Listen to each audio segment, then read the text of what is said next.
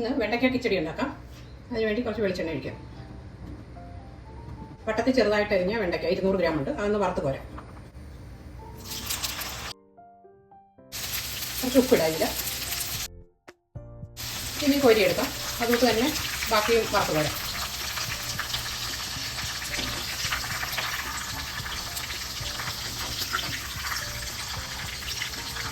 ഈ തേങ്ങയൊന്ന് അരച്ചെടുക്കാം. അതിനുവേണ്ടി ഇത് 1/4 കപ്പ് തേങ്ങയുണ്ട്. പിന്നെ ഒരു പച്ചമുളക്, 1 അല്ലി വെളുത്തുള്ളി, 1/2 ടീസ്പൂൺ ജീരകം, 2 ടേബിൾ സ്പൂൺ തൈര്. പിന്നെ നന്നായിട്ട് അരച്ചിട്ട് ലാസ്റ്റിലൊരു 1/2 ടീസ്പൂൺ കടുക് കൂടി ഇട്ട് ചതച്ചെടുക്കണം. ഈ അരച്ച് വെച്ച അരപ്പ് ചേർക്കാം ഇതിലോട്ട്.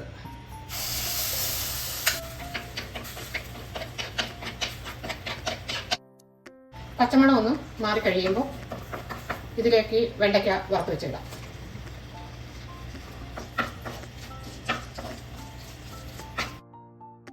ഇനി ഇത് ഓഫാക്കാം. ഇനി കടുക് വറക്കാം. വെളിച്ചെണ്ണയാണ് ഒഴിച്ചത്. അതിലേക്കൊരു 1/4 ടീസ്പൂൺ കടുകിടാം.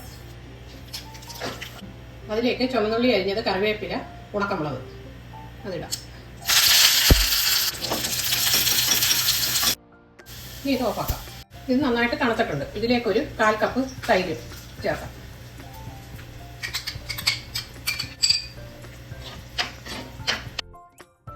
കടുക് വറുത്തത് ഇതിലേക്ക് ചേർക്കാം.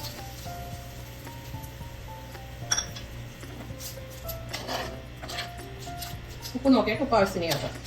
ഇത് റെഡി ആയിട്ടുണ്ടെങ്കിൽ നമുക്കെടുക്കാം.